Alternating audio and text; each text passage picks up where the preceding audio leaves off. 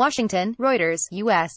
Secretary of State Mike Pompeo plans to travel to North Korea next week to discuss the country's denuclearization plans, the Financial Times reported on Thursday, citing 4 people familiar with his plans. File photo, U.S. Secretary of State Mike Pompeo speaks during a news conference following a meeting with North Korea's envoy Kim Yong-chul in New York, U.S., May 31, 2018. Reuters, Brendan McDermott. File photo, officials said Pompeo had cancelled a July 6 meeting with his Indian counterpart in Washington to fly to Pyongyang, the newspaper reported. It would be his first trip to North Korea since U.S.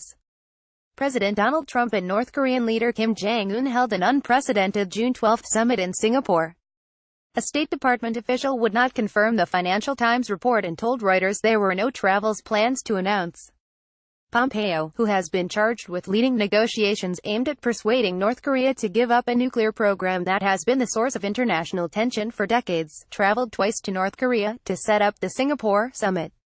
He said last week he likely would go back before too terribly long to try to flesh out commitments made at the Trump-Kim meeting. On Wednesday, Pompeo told lawmakers he was confident Pyongyang understood the scope of the U.S. desire for North Korea's complete denuclearization as the two countries negotiate after the summit. We've been pretty unambiguous in our conversations about what we mean when we say complete denuclearization, Pompeo told a Senate subcommittee hearing.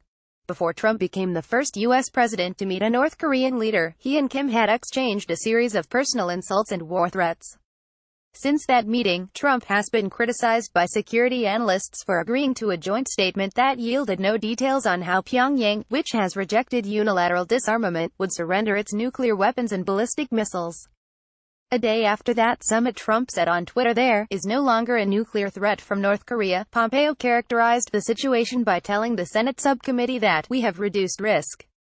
Conflicting reports. Trump said last week that North Korea was blowing up 4 of its big test sites and that a process of total denuclearization has already started, but officials said there was no evidence of such activity since the summit. Critics say the Singapore agreement was short on detail and Trump made too many concessions to Kim, especially agreeing to stop military exercises with South Korea, which the North has long sought. On Thursday, Trump's UN Ambassador, Nikki Haley, appeared to question how much had been achieved, telling India Observer Research Foundation think tank in New Delhi, at the United Nations Security Council, we haven't even so much as done any sort of press statement, any sort of congratulations. We have not acknowledged this summit because nothing has happened.